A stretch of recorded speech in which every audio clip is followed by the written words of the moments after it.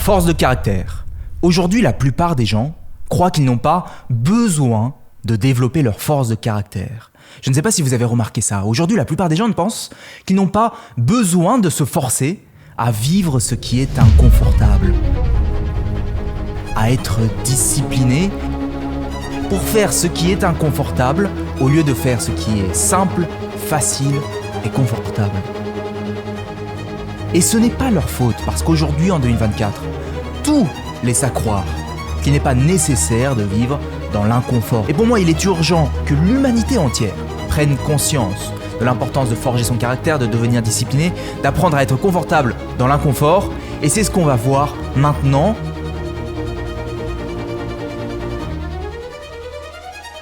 C'est vrai quand on y pense.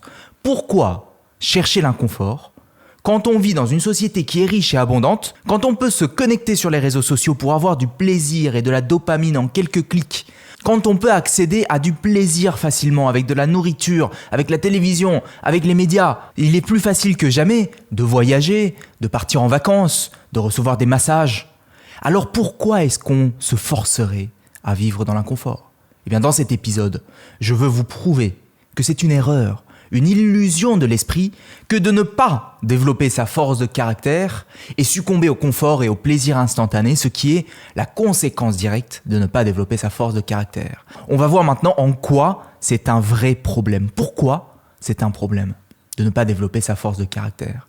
Eh bien pour comprendre ça, imaginez, supposez, ça y est, que vous ayez développé votre force de caractère. C'est-à-dire que vous faites tous les jours ce qui est inconfortable, vous avancez malgré les obstacles en direction d'un but, de quelque chose qui compte vraiment pour vous.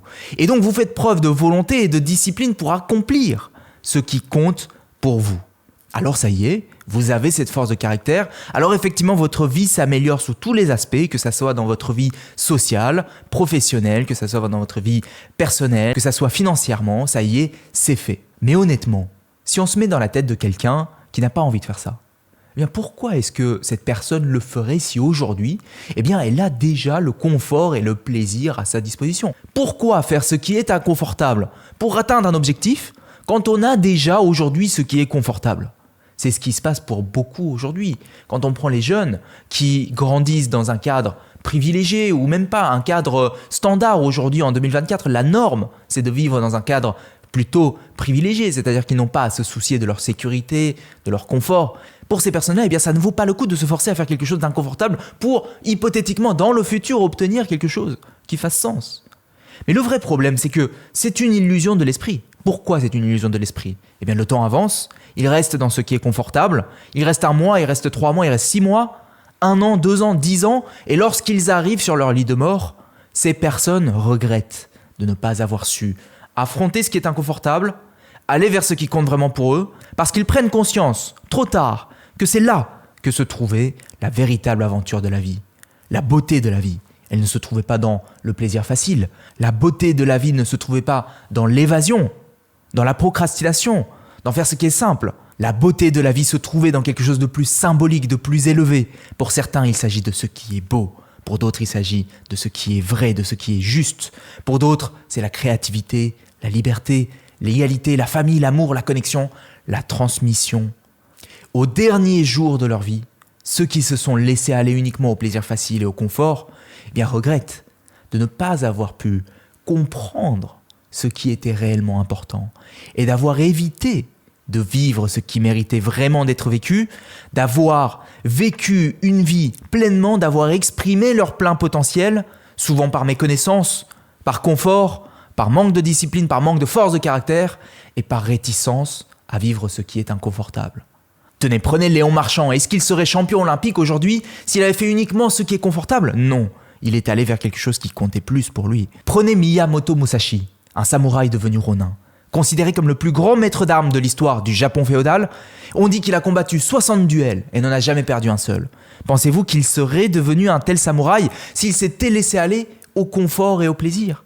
S'il avait mangé de la nourriture qui n'était pas nutritive, s'il n'avait pas pratiqué encore et encore sa résilience et sa force de caractère ? Non, il lui a fallu développer sa force de caractère. Alors, je le dis régulièrement sur les réseaux sociaux, si vous me suivez sur les autres réseaux. D'ailleurs, merci à vous de me suivre. Vous êtes de plus en plus nombreux à me suivre, alors j'adore voir qu'il y a de plus en plus de personnes qui suivent ce que je fais, qui écoutent mes messages. Je vous remercie à vous, ceux qui suivez sur les réseaux sociaux, ceux qui nous suivent dans les parcours de l'école Vivre Mieux. Merci encore. En tout cas, ce message qui me tient à cœur, que je partage régulièrement, c'est le suivant. La plus belle façon de prendre soin de soi, c'est de devenir discipliné, c'est de développer sa force de caractère. Ce n'est pas partir en vacances, recevoir un massage ou aller en soirée. Tout ça, c'est bien, parfois. Tout ça, c'est confortable. Mais tout ça, c'est de l'évasion. Et plus vous vous évadez, plus votre esprit continue d'être attiré par ce qui est confortable. Non, être discipliné, c'est être honnête avec soi-même. C'est faire les choses qui sont difficiles maintenant, mais qui seront bonnes pour votre avenir. C'est faire les choses qui sont justes, c'est faire les choses qui sont vraies, c'est faire les choses qui sont belles. C'est faire les choses qui pointent en direction de quelque chose de plus élevé.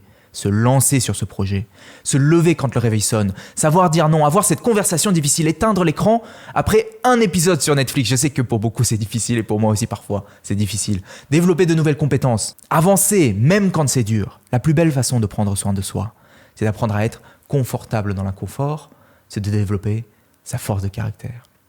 Alors la force de caractère, c'est quand vous voulez quelque chose de plaisant et de confortable tout de suite, mais que vous pensez plutôt « non, je ne vais pas faire ça ». Parce que je fais à la place ce qui est juste, ce qui est vrai, ce qui est beau.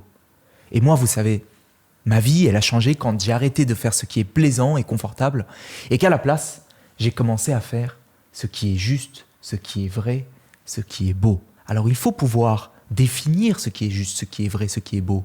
Et bien que nous fassions tous partie de l'espèce humaine, et donc il y a une sorte de similarité dans ce qui est juste, vrai et beau, eh bien on a tous, chacun, sa propre définition, ce qui est juste, ce qui est vrai et ce qui est beau.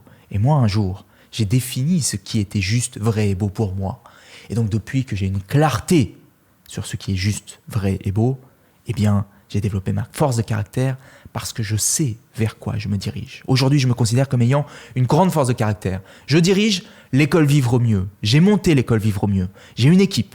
On crée et on anime des parcours en ligne. On publie du contenu tous les jours sur les réseaux sociaux, que ce soit sur les formats courts, si vous me suivez sur les formats courts, que ce soit sur les épisodes longs comme celui-ci. Si vous suivez mes stories en ce moment sur Instagram, eh bien vous avez vu que je répète chaque jour une routine avec discipline. Je fais du sport, je travaille dur et j'avance en direction de ce qui est vrai, juste et beau. Mais vous savez, je n'ai pas toujours été discipliné, au contraire, je me couchais tard le soir, je procrastinais beaucoup, même pendant ma vingtaine. Et honnêtement, je ne savais pas ce qu'était la force de caractère, je n'avais aucune idée par mes connaissances, comme la plupart des gens. Et ça me tient à cœur vraiment de partager ce message. Parce que j'ai pris conscience que lorsqu'on sait ce qui est important, et lorsqu'on sait comment atteindre ce qui est important, eh bien on est capable de faire ce qui est important. Et ça a changé ma vie. Je sais que si vous m'écoutez, je sais que vous êtes avancé dans le développement personnel, dans la psychologie, dans l'évolution, dans l'amélioration de soi. Je ne vous apprends rien, j'en suis sûr, et c'est seulement un rappel que je fais. Mais je veux vous rappeler à quel point il est essentiel, la vie prend une autre saveur lorsqu'on ne se focalise plus sur les plaisirs et le confort, et lorsqu'on se dirige vers quelque chose de plus grand, de plus beau, de plus fort, lorsqu'on développe sa force de caractère. Dans cet épisode, je veux vraiment vous faire voir à quel point il est essentiel de développer sa force de caractère. Avant de continuer l'épisode, je voulais dire merci à FlexiSpot, notre partenaire pour cet épisode. FlexiSpot m'a envoyé un exemplaire du bureau assis debout électrique E7. Si vous cherchez un bureau assis debout, alors je vous recommande vivement FlexiSpot. Voici pourquoi. Alors pour la petite histoire, ça fait déjà quelques années que j'utilise leur bureau. J'ai déjà équipé l'école Vivre Mieux avec un bureau assis debout et ça pour plusieurs raisons. D'abord, évidemment la possibilité de changer de position entre la position assise et la position debout en fonction de vos envies. Le boîtier ensuite peut enregistrer plusieurs niveaux de hauteur et regardez jusqu'où on peut monter, franchement c'est top. Et ensuite j'apprécie ce bureau parce qu'il est solide, il est très large, celui-ci fait 160 x 80 cm. Honnêtement, j'ai accepté ce partenariat parce que je connaissais déjà la marque et leur bureau me plaisait déjà énormément avant qu'on me propose ce partenariat. Alors si vous cherchez un bureau assis debout, je vous recommande vivement cette marque FlexiSpot. Pour leur 8e anniversaire, ils proposent jusqu'à 50% de réduction. Le lien se trouve en description et on reprend l'épisode. Alors comment développer sa force de caractère ? Bien déjà, ce qu'il faut comprendre, c'est que la plupart des gens cherchent le confort et le plaisir, mais les personnes qui ont la force de caractère, elles cherchent une vie qui a du sens, une vie qui a du sens. Elles apprennent à endurer l'inconfort et la douleur qui viennent inévitablement avec celle-ci. C'est ça que je veux vraiment que vous voyiez. C'est que lorsqu'on avance vers une vie qui a du sens, eh bien on rencontre inévitablement l'inconfort et la douleur. Donc pour développer sa force de caractère, la question centrale à se poser, c'est est-ce qu'il y a quelque chose qui compte suffisamment pour moi pour que je sois prêt à avancer malgré la douleur et l'inconfort qui vont inévitablement apparaître devant moi sur le chemin. Qu'est-ce que je préfère ? Est-ce que je préfère le confort et le plaisir, mais en échange, ma vie n'a pas de sens ? Ou alors je préfère une vie qui a du sens, mais en échange, j'accepte d'endurer l'inconfort et la douleur qui viennent inévitablement avec celle-ci. Donc on prend conscience que pour développer la force de caractère, il y a cette notion de sens, il y a cette notion de but, il y a cette notion de savoir ce qu'est une vie vécue pleinement. Il y a cette notion d'avoir cette clarté sur ce qu'est une vie qui mérite d'être vécue. Est-ce que pour vous, une vie qui mérite d'être vécue, c'est une vie dans laquelle vous faites preuve de créativité ? Est-ce que c'est une vie dans laquelle vous allez vers la liberté, la sécurité, la famille, la beauté, la vérité, ce qui est juste ? Qu'est-ce qui compte pour vous ? Il y a des archétypes de choses qui comptent. On appartient tous à la même espèce humaine. Il y a des choses qui nous font vibrer et qui nous rassemblent. Mais chacun, on a sa particularité, sa lumière qui lui est propre. Et donc, il s'agit d'aller voir en soi et de découvrir ce qui compte réellement pour soi. Et il y a ensuite cette notion de se diriger vers ce qui compte pour soi. Et donc, de se fixer un but, un objectif, un but qui soit le plus élevé possible, un but qui soit le plus grand possible si aujourd'hui vous avez envie, parce qu'aujourd'hui je m'adresse à des personnes qui sont ambitieuses, des personnes qui veulent le meilleur d'eux, qui veulent exprimer leur plein potentiel, qui veulent rayonner. Et donc si c'est le cas, l'enjeu ce n'est pas de fixer un petit but, l'enjeu c'est de fixer le but le plus élevé possible, un but dans lequel on puisse être utile aux autres, on puisse rayonner, on puisse contribuer, on puisse aller au-delà de soi. Parce que j'ai remarqué que les personnes qui sont en train de vivre une vie qui mérite d'être vécue, qui sont dans une vie qui mérite d'être pleinement vécue, eh bien elles fixent un but qui est élevé, qui est plus grand qu'eux, dans lequel ils sont utiles. Parce que la conscience de l'être humain est faite pour regarder un but et se diriger vers celui-ci. Vous fixez un but et ce but-là détermine votre perception du monde autour de vous. Vous fixez un but, ce but détermine votre perception du monde autour de vous. Vous fixez un but et c'est ce qui compte pour vous. Imaginez que ça soit l'égalité. Pour vous, c'est l'égalité qui est important dans le monde. Quel but est-ce que vous fixez dans votre vie pour propager l'égalité dans le monde ? Eh bien moi, l'égalité c'est important. Je veux être utile pour que l'égalité soit propagée dans le monde et donc je vais faire ci, je vais faire ça, je vais faire ça, je vais faire tel travail, je vais agir pour telle cause, je vais contribuer, je vais développer telle compétence. Lorsque le but est fixé, vos choix, vos pensées, vos actions sont vécues en fonction de ce but. Et c'est précisément ce qui donne du sens à votre vie. En orientant votre vie vers ce but élevé, maintenant vous voyez la vérité dans vos choix et vos actions, c'est-à-dire leur raison d'être en relation avec ce but. C'est-à-dire que toute action, tout choix que vous faites est vu à travers le filtre de ce but. Est-ce que le choix que je fais aujourd'hui, est-ce que les actions que je fais aujourd'hui me permettent d'aller vers ce but ou non ? Certaines choses, certains choix, certaines actions deviennent magnifiques parce qu'ils pointent vers ce but et d'autres apparaissent comme étant moins beaux et moins élevés, moins vrais, moins justes, moins beaux parce qu'ils pointent vers des buts qui sont inférieurs, comme le plaisir ou le confort. Est-ce que vous comprenez le message que je veux vous faire passer ? Et ça, c'est la force de caractère. La force de caractère, c'est de faire le choix tous les jours, d'aller vers ce qui est beau, ce qui est juste, ce qui est vrai, ce qui compte pour vous. Quel était le but de Léon Marchand ?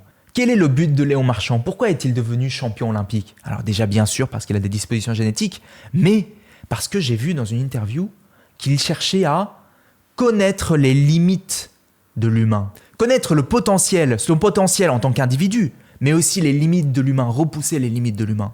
Quel est le but de Miyamoto Musashi ? Eh bien, c'était de devenir le meilleur maître d'armes du monde, mais c'était aussi de servir les valeurs du Bushido, les valeurs du Bushido. Lorsque ce but est connu, il apparaît une nouvelle notion qui ne pouvait pas exister lorsqu'on est dans une vie où l'on suit simplement le plaisir et le confort. Cette notion, c'est celle de l'intégrité personnelle. Lorsque le but est connu, eh bien la notion d'intégrité personnelle peut émerger.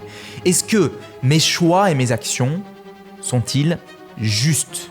Est-ce que ce que je fais est juste? Et est-ce que je vais choisir d'être intègre? Est-ce que je vais choisir d'honorer mes valeurs? Est-ce que je vais choisir d'honorer ce qui compte pour moi? C'est une notion qui est proche de celle de la responsabilité.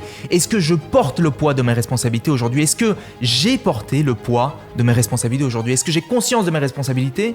Et est-ce que j'ai choisi aujourd'hui de porter le poids de mes responsabilités aujourd'hui? Bon nombre de personnes, la plupart des gens aujourd'hui, n'ont pas envie de porter ce poids. Mais c'est ce poids qui donne du sens à sa vie. Ce sont les choix et les actions que vous faites chaque jour en direction de ce but qui renforcent votre force de caractère. Mesdames, messieurs, l'heure est grave.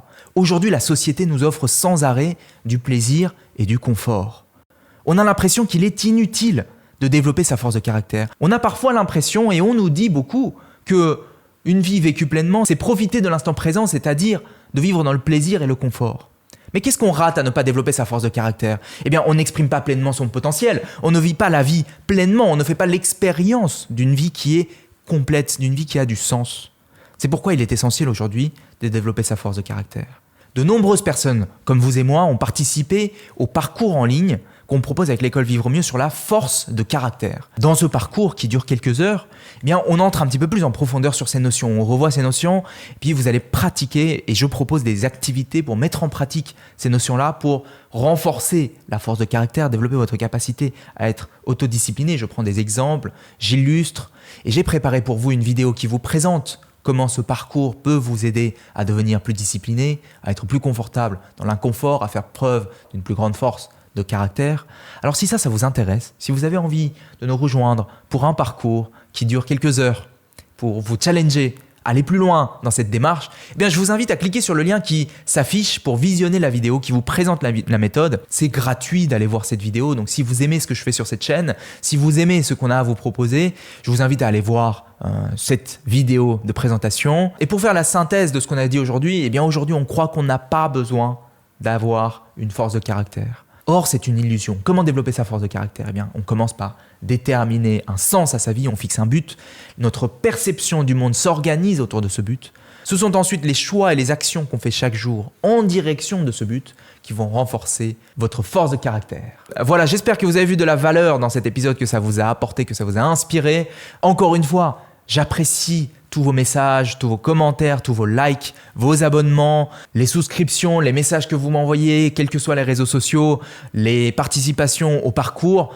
J'ai quelque chose d'énorme qui va arriver. On a passé des mois et des mois à travailler dessus avec l'équipe. Vous allez voir, je suis sûr que vous allez apprécier ça. C'est quelque chose qu'on vous prépare avec l'école Vivre Mieux. C'est un travail de grande envergure. J'espère que vous allez apprécier ça. Je vous laisserai découvrir dans les prochaines semaines. Je vous ferai une annonce officielle. En attendant, si vous voulez voir un autre épisode sur la notion de la force de caractère et de la discipline, je vous invite à cliquer quelque part sur cet écran ou en description pour accéder à cet autre épisode. Et puis, je vous dis à la semaine prochaine. Prenez bien soin de vous. C'était Julien Kim.